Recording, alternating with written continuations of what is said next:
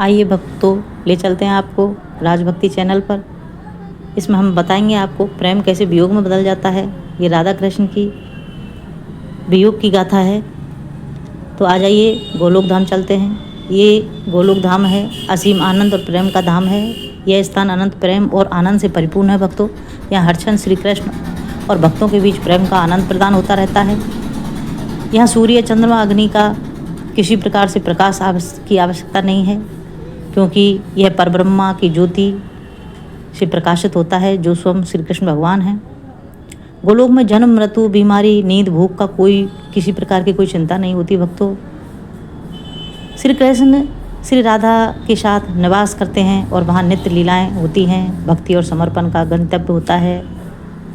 गोलोक धाम की श्री कृष्ण के भक्तों के लिए अंतिम और परम गंतव्य है, जहाँ वे निस्वार्थ भक्ति और संपूर्ण समर्पण द्वारा उच्च अवस्था को प्राप्त करते हैं।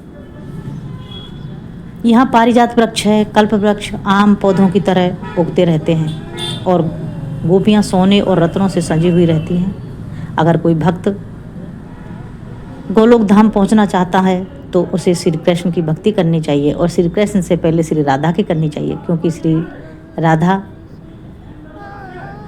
के कहे को श्री कृष्ण कभी टाल नहीं सकते। इसलिए दिव्य संत और गुरुदेव की आत्मा को गोलोक तक पहुंचाने के लिए एक मंत्र है, हरे कृष्ण महामंत्र। कृष्णाय वासुदेवाय हरे परमात्मने प्रणत क्लेशनाशाय गोविंदाय नमो नमः। तो आ जाइए भक्तों, अब मेन जो कथा है उस पर आ जाते हैं कि गोलोक धाम में श्री कृष्ण भगवान बड़े आनंद के साथ अपनी प्रियतमा के साथ रह रहे थे।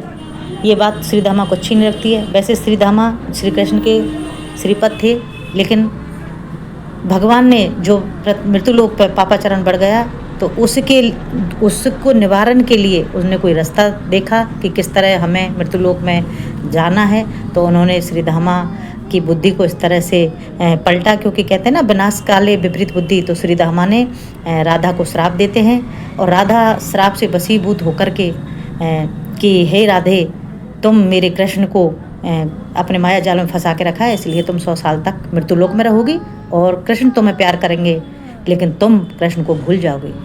तो श्री राधा भी श्रीधामा को श्राप देती है कि तुम भी मृत्युलोक में एक राक्षस के रूप में जन्म लोगे और तुम अपने आराध्य को भूल जाओगे।